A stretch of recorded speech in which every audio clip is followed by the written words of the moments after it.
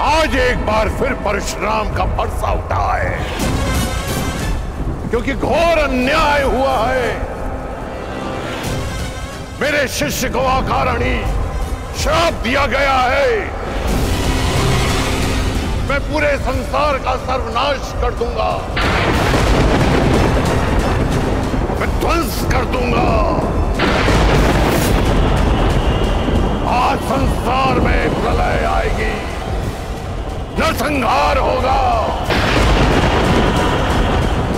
21 बार इस धरा को क्षत्रिय विहीन कर देने वाला परशुराम एक बार फिर इस धरा को मानव विहीन कर देगा।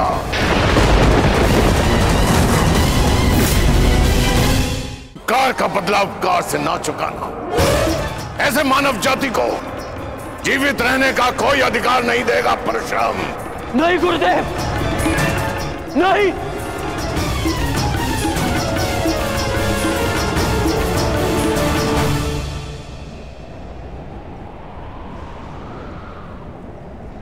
ऐसा अनर्थ मत करिए गुरुदेव, शांत हो जाइए।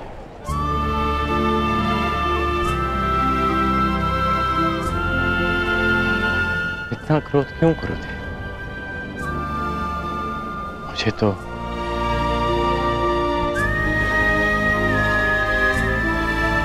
श्राप और उपेक्षा का अभ्यास सा हो गया है, और एक श्राप थोड़ी ना मिला है मुझे। मेरा जीवन तो प्रारंभ से अभिशप्त रहा है, और आपने भी तो मुझे श्राप दिया है गुरुदेव। मैं जमदग्नि पुत्र परशुराम तुम्हें श्राप देता हूँ। मेरे द्वारा दिए गए दिव्यास्त्रों का आवाहन नहीं कर पाओगे, ये मेरा श्राप है। उसी अपराध की अग्नि में तो परशुराम अभी तक जल रहा है पुत्र। ऐसा कहकर मुझे पाप का भागी ना बनाए। मां की मार और गुरु की फटकार, जीवन में इससे बड़ा प्रसाद नहीं हो सकता। और वैसे भी गुरुदेव, कोई भी श्राप और कोई भी पीड़ा मेरे भाई शोन की मृत्यु से अधिक नहीं हो सकती। मुझे परिवर्तन चाहिए, न्याय चाहिए, समानता चाहिए गुरुदेव। और इस न्याय, परिवर्तन और समानता को पाने के लिए मैं एक श्राप तो क्या, सहस्त्र श्राप सह सकता।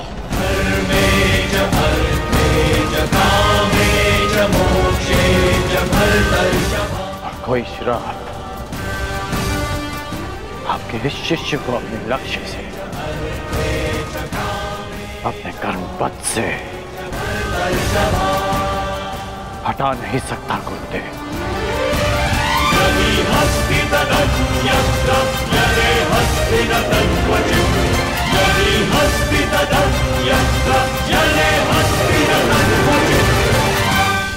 लोह को भी अधिक ताप में रखा जाए तो वो भी पिघल जाता है। पाषाण पर चोट करो तो उसमें से भी चिंगारियां निकलती हैं, परंतु कर्ण, तुम तो स्वर्ण हो, स्वर्ण। तुम्हें जितना तपाया जाता है तुम मुझसे कहीं अधिक चमकदार बनकर निकल आते हो। यहां कई वीर योद्धा आए और आएंगे भी, पर तुम जैसा धैर्यवान और वीर योद्धा न भूत हो न भविष्य हो, न कभी हुआ है और ना ही कभी होगा। मैं तो चिरंजीवी हूं, कभी मृत्यु को प्राप्त नहीं होगा, परंतु वत्स, मृत्यु भी तुम जैसे धैर्यवान और वीर योद्धा को प्रणाम करेगी और कामना करेगी कि कदाचित उसे तुम्हारे हाथों पराजय देखनी पड़े। अपने कर्म पथ पर आगे बढ़ो कर्ण। तुम भले ही अभिशापित हो और संसार के वीर योद्धाओं से कहीं अधिक श्रेष्ठ सिद्ध होगे। तुम मृत्युंजय कर्ण बनोगे।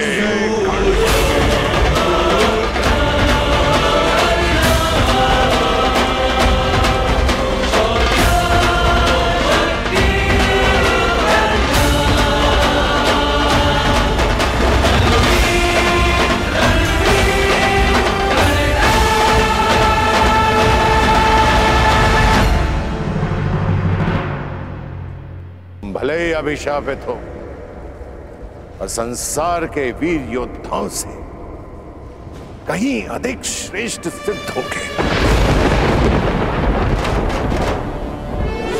तुम मृत्युंजय कर्ण बनोगे। मृत्युंजय कर्ण बनोगे।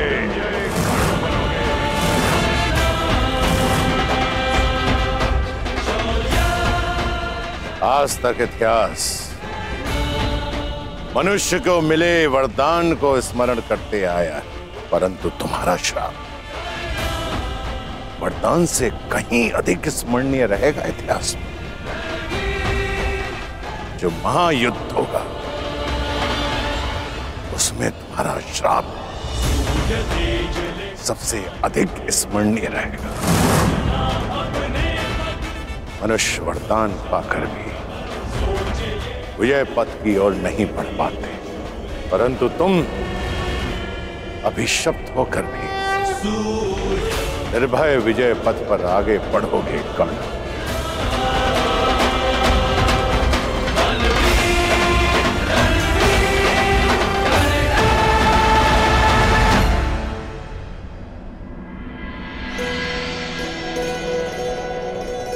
आंखों में इतना स्नेह लिए किससे देखी जा रही हो उर्वशी?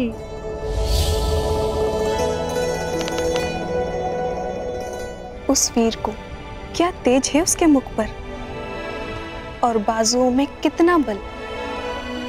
ये कौन से देवता है? ये देवता नहीं, ये देवराज इंद्र के पुत्र है, अर्जुन। अर्जुन?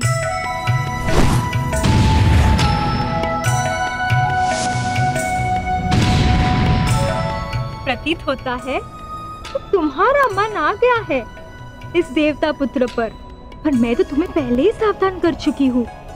ये देवराज इंद्र के पुत्र है। तो मैं भी देवताओं को वश में करने वाली अप्सरा उर्वशी हूँ और इस देव पुत्र को भी मैं अपने वश में कर ही लूंगी। महाबली कांड की, महाबली कांड की, अंगराज कांड की, अंगराज कांड की, अंगराज कांड की।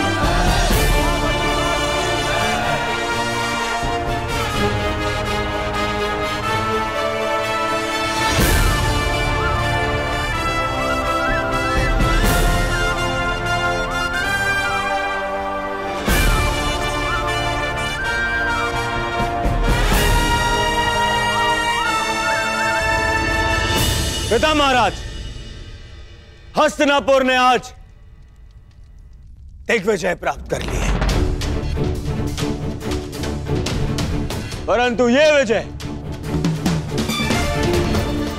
मेरे मित्र अंगराज कर्ण की है। इसके दृढ़ निश्चय, इसके बाहुबल और इसके बाणों की धार ने हस्तिनापुर को आर्यव्रत का सर्वश्रेष्ठ साम्राज्य बना दिया है।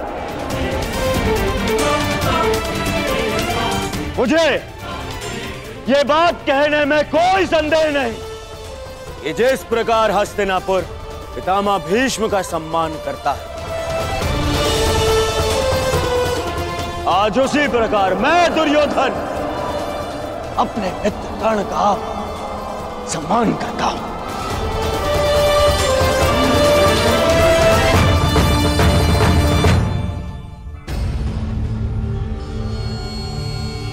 मैं तो ये तक कहूंगा कि मेरा मित्र कर्ण है तो मैं सनात हूं, और वो नहीं तो मैं अनाथ हूं। महाराज की जय हो। राजकुमार अर्जुन को पशुपतास्त्र प्राप्त हो चुका है और देवराजेंद्र उन्हें अपने साथ स्वर्ग ले गए हैं।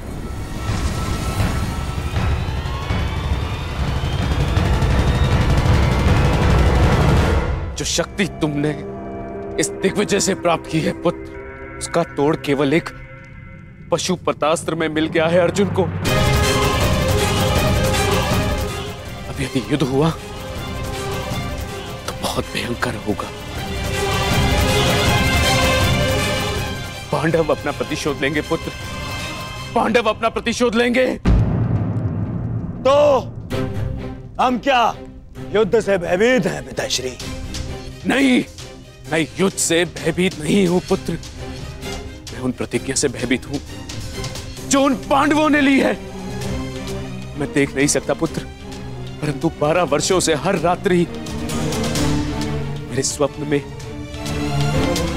मुझे द्रौपदी का वो श्राप सुनाई देता है। ऐसा प्रतीत होता है कि जैसे वो अग्निसूता अपने दोनों हाथों में अग्नि लिए हस्तिनापुर की ओर बढ़ रही है पुत्र। वो किसी भी क्षण हम सबको भस्म कर देगी, भस्म कर देगी। हमारे पास भारत की सबसे बड़ी सेना है। ये भयभीत होने का समय नहीं है। तो ये उत्सव मनाने का भी समय नहीं है पुत्र। मैं ये युद्ध होने नहीं दे सकता।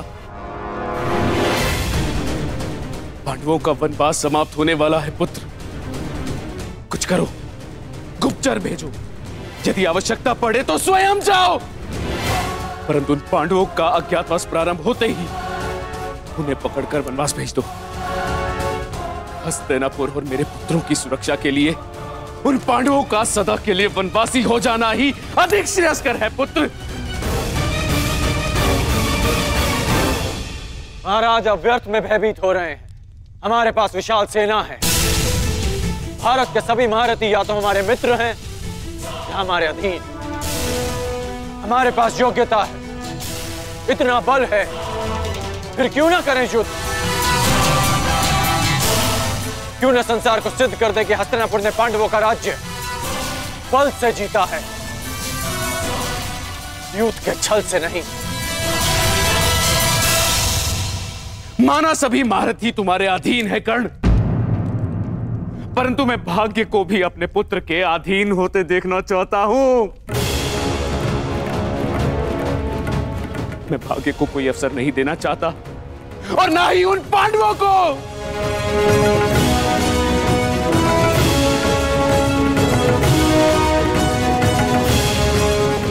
हाँ महीम, आप ही बताइए, क्या एक वीर योद्धा का लक्ष्य युद्ध और विजय नहीं? क्या गुप्त रूप से दृष्टि रखना कृपाणु का कार्य नहीं होता? इस समय मैं महाराज धृतराष्ट्र से सहमत हूं।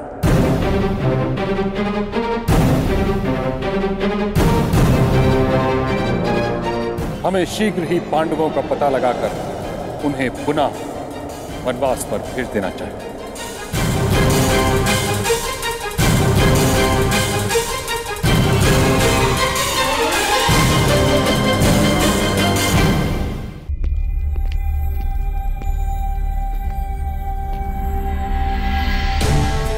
आप ऐसा कहेंगे,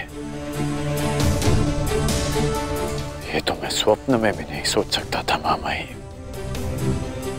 गंगा की धारा को अपने बाणों से रोक देने वाले भीष्म, गुरु परशुराम से अपराजय रहने वाले भीष्म, आज युद्ध से भयभीत हो गए। अंगराज कर्ण, तुम एक योद्धा हो, यह भली भांति जानते हो कि सर्वश्रेष्ठ युद्ध वही है जो कभी हो ही ना। महाराज धृतराष्ट्र ने जो निर्णय लिया है वही उचित है। मैंने हस्तिनापुर की सुरक्षा का प्रण लिया है, जिसमें हस्तिनापुर की निर्दोष प्रजा के साथ साथ उसकी सेना भी सम्मिलित है। सबके पास मेरी भांति इच्छा मृत्यु का वरदान नहीं। यदि बिना युद्ध के वो सुरक्षित रह पाते हैं तो यही श्रेष्ठ है और इसमें कोई अन्याय नहीं, क्योंकि नियम यही था, यदि अज्ञातवास में पांडव पहचाने गए तो उन्हें पुनः वनवास पर जाना होगा। परंतु मैंने 12 वर्षों तक जो शक्ति एकत्रित की है वो युद्ध के लिए की है, हस्तिनापुर की सुरक्षा के लिए की है। शक्ति की सृजन का अर्थ ये नहीं कि उसे यूं ही व्यर्थ जाने दिया जाए। तुम्हारे एक अधूरे द्वंद्व को पूर्ण करने के लिए हस्तिनापुर के अस्तित्व की बलि नहीं दी जा सकती।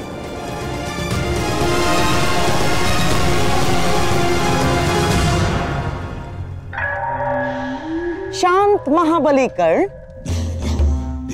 शांत हो जाइए महामहिम। महाराज, यदि आपकी आज्ञा हो तो मैं कुछ कहूं? आज्ञा है।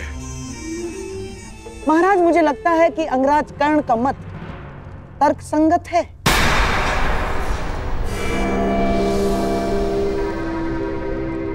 हमें युद्ध के लिए प्रस्तुत हो ही जाना चाहिए महाराज, क्योंकि यही योद्धाओं के लिए उचित होगा। मामाश्री, अब हाँ मेरे प्यारे सम्राट, कर्ण बिल्कुल उचित कह रहा है। और क्या हस्तिनापुर की शक्ति पर तुम्हें तनिक भी विश्वास नहीं?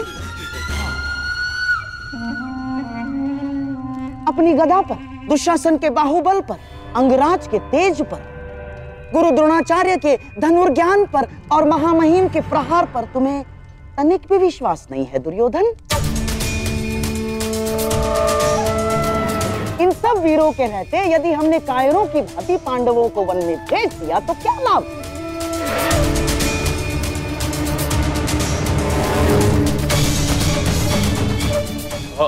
मेरी बात समझो मेरे प्यारे सम्राट। कर्ण उचित कह रहा है।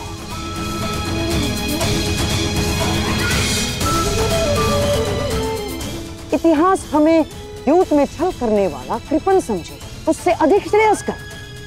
इतिहास हमें युद्ध में वीर गति प्राप्त करने वाला वीर समझे।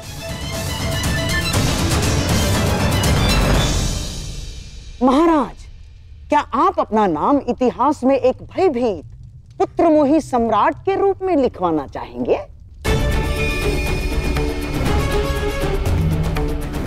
12 वर्ष महाराज, 12 वर्ष मैंने कर्ण के समक्ष रहकर बिताए हैं,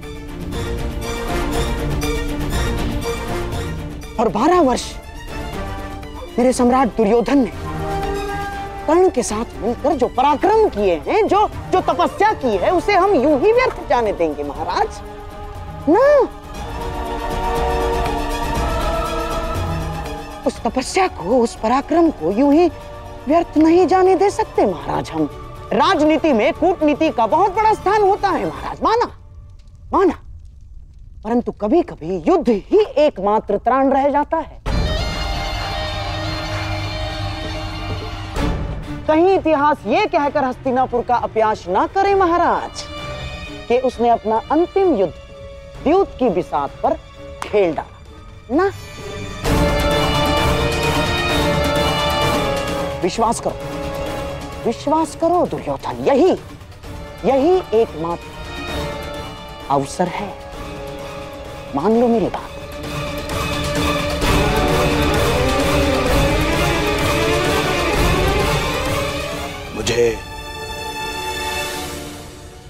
मुझे स्वीकार है।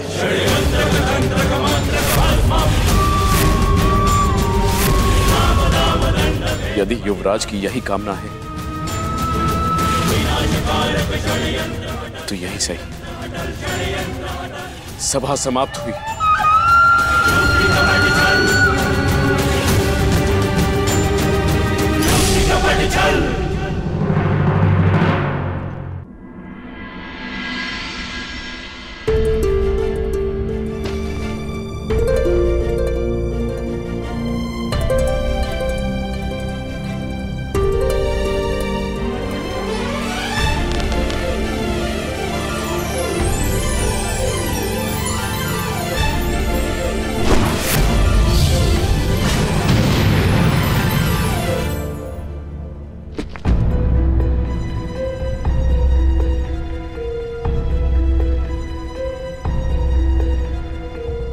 मेरा तुनीर कहाँ गए?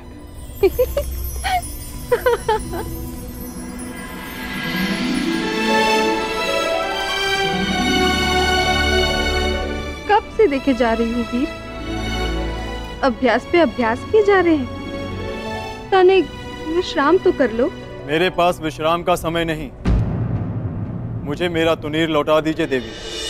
उर्वशी, उर्वशी नाम है मेरा।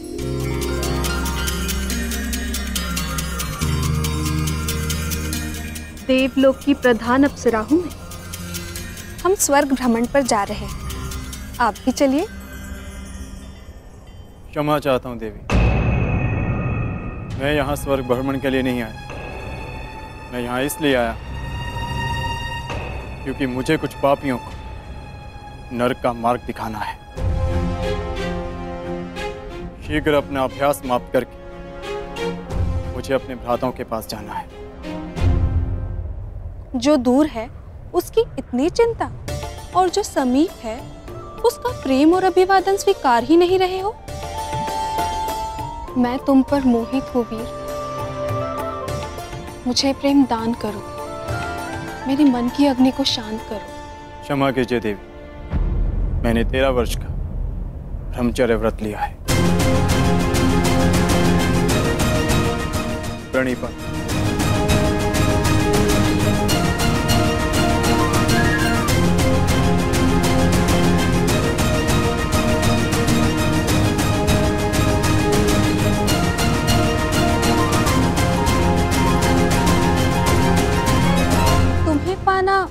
तनिक कठिन है वीर, और यदि लक्ष्य जितना कठिन हो उसे पाने का आनंद दुगना हो जाता है। आपको अपना ब्रह्मचर्य व्रत तोड़ना ही होगा।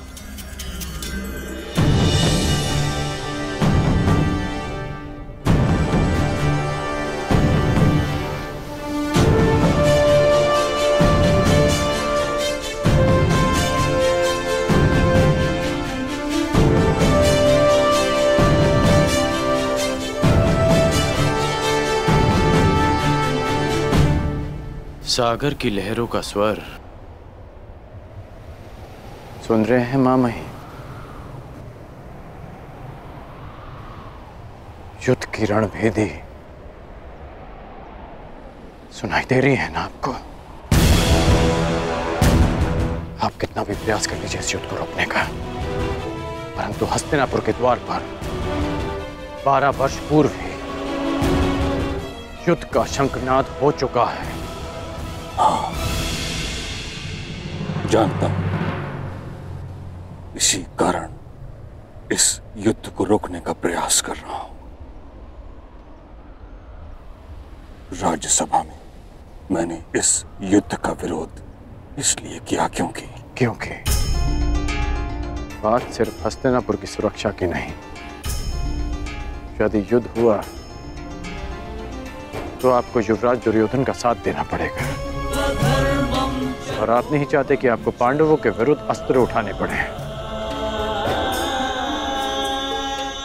और आप ये भी नहीं चाहते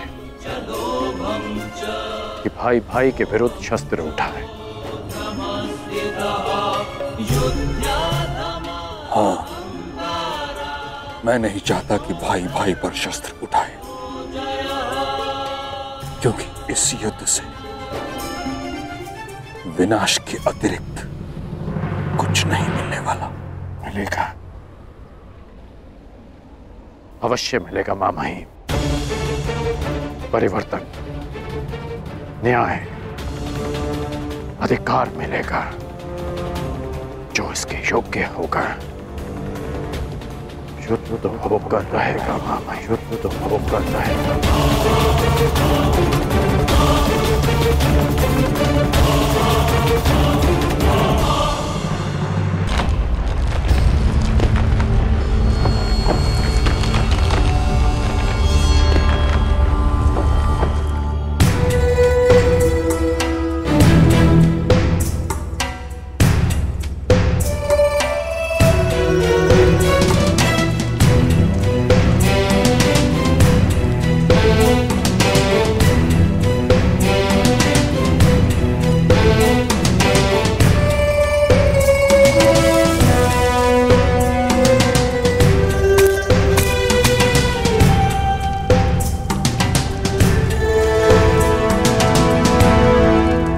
ये गुफा वनवास के समय भीम ने खोजी थी। ये गुफा गुप्त है, यहां पर कौरव कभी नहीं पहुंच पाएंगे। जब तक भीम और अर्जुन नहीं आ जाते, हम सबको इसी गुफा में यहीं पर रहना है। अर्जुन!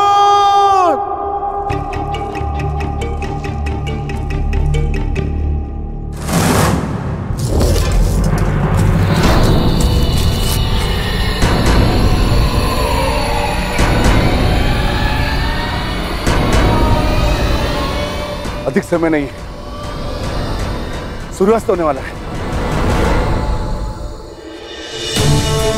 नकुल, सहदेव, तुम दोनों पांचाली की सुरक्षा करना, जब तक मैं भोजन का कुछ प्रबंध करके आता।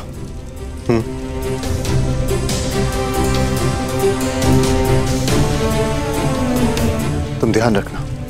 आप भी।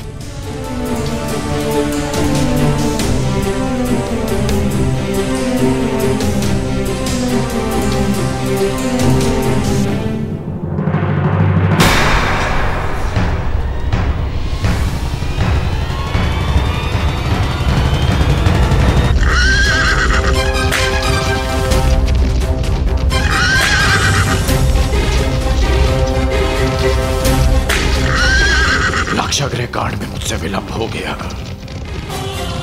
चाहकर भी मैं द्रौपदी का चीरहरण नहीं रोक पाया,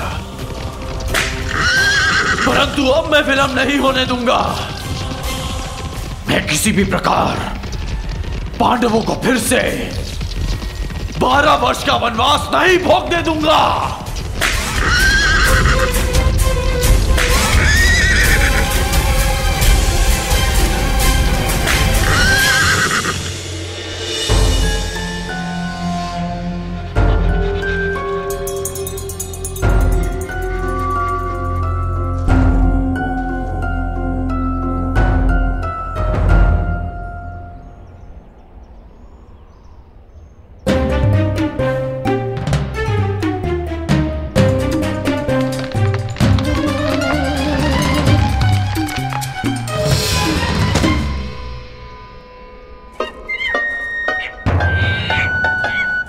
वानर रुक!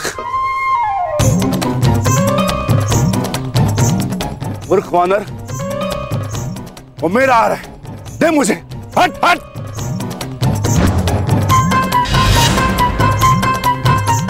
क्रोध मत दिला वानर।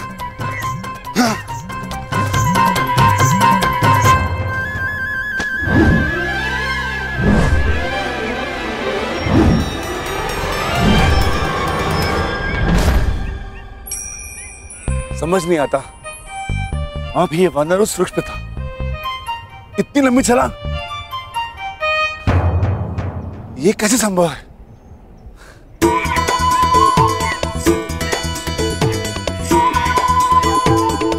वानर हट! इतना चंचल है, हाथ में नहीं आएगा, कुछ तो करना होगा।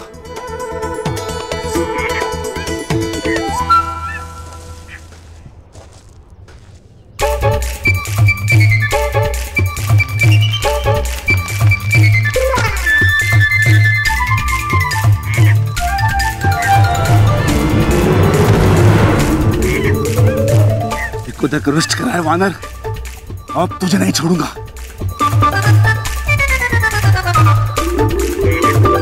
रुक वानर, रुक।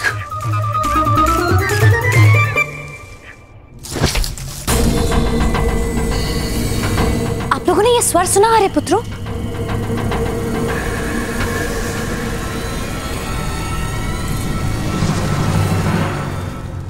कुछ नहीं है पांचाली, गुफा के द्वार पर कोई वन्य जीव होगा।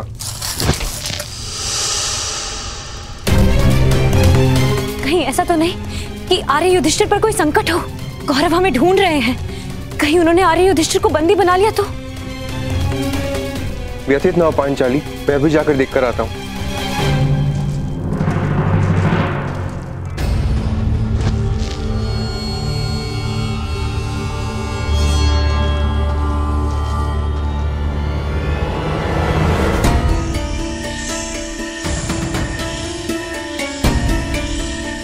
कौन है? कौन है? सामने प्रस्तुत हो।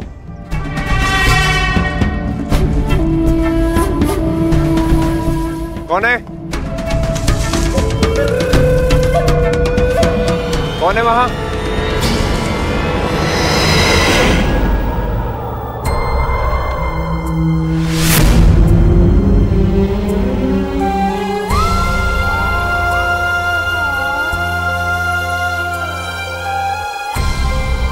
हे प्रभु, ये कैसे अनिष्ट का संकेत है?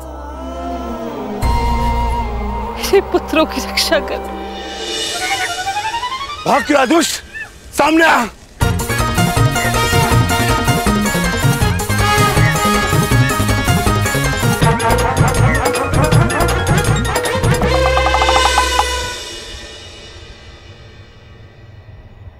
मूर्ख वानर, अब मैं तुम्हें नहीं छोड़ूंगा।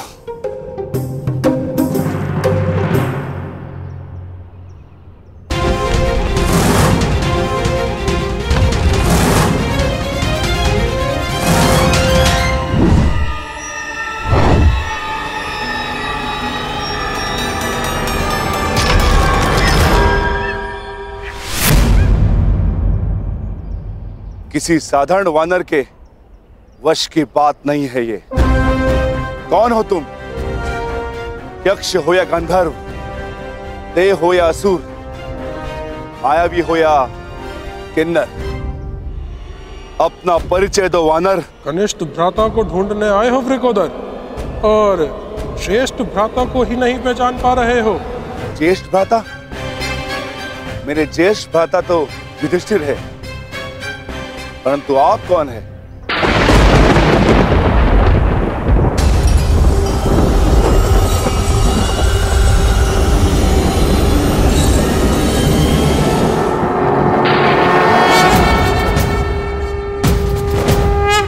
अंजनी गर्भ संभूता कपिंद्र सचिवोत्तम, अंजनी गर्भ संभूता कपिंद्र सचिवोत्तम, राम प्रिय नमस्तुभ्यं, हनुमन् रक्ष सर्वदा, श्री राम भक्त हनुमान।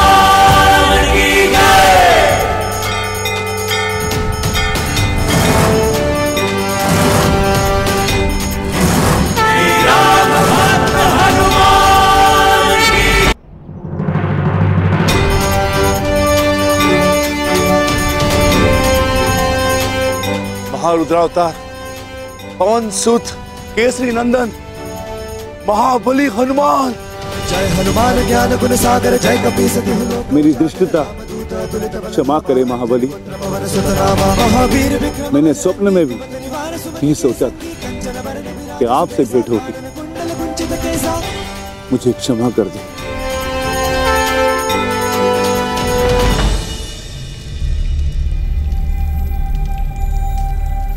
कितना समय हो गया आर्य सहदेव? आर्य नकुल को तो अभी तक आ जाना चाहिए था। कहीं वो किसी संकट में तो नहीं?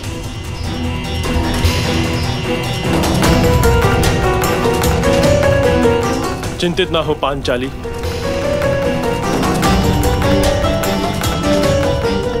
पांचों एक दूसरे की ढाल हैं।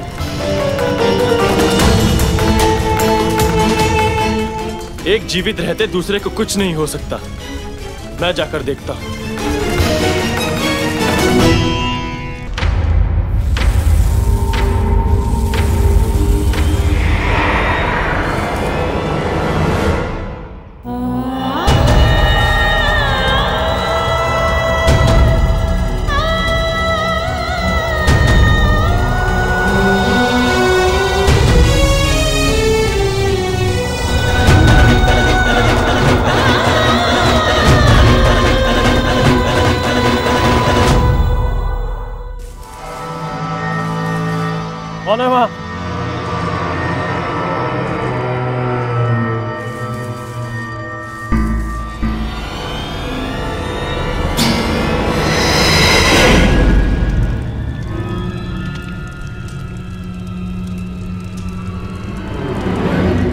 बस कुछ क्षण और मेरे प्यारे सम्राट, जामाता श्री जयद्रथ अपने कार्य में सफल होंगे और हम अपने मंतव्य में।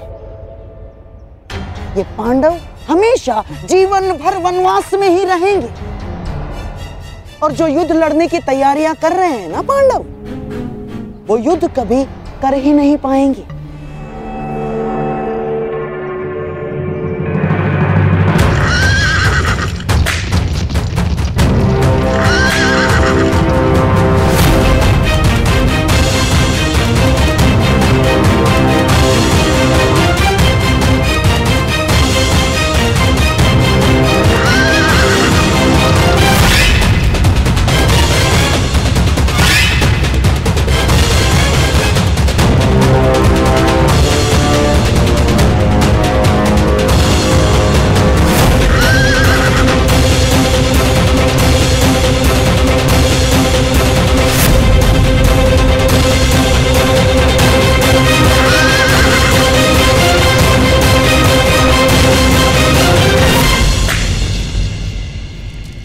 आर्य नकुल, आर्य सहदेव,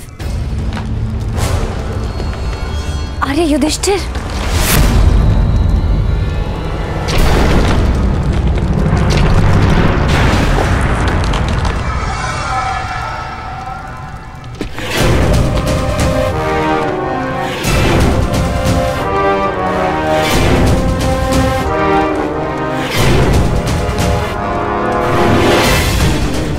पांचाले,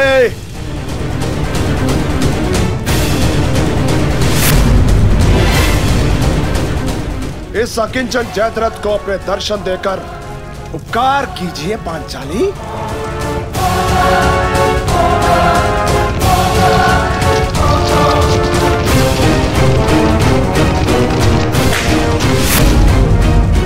मैं जानता हूं पांचाले, तुम इसी गुफा में छुपी हुई हो। छिपने के प्रत्येक प्रयास व्यर्थ है पांचाली।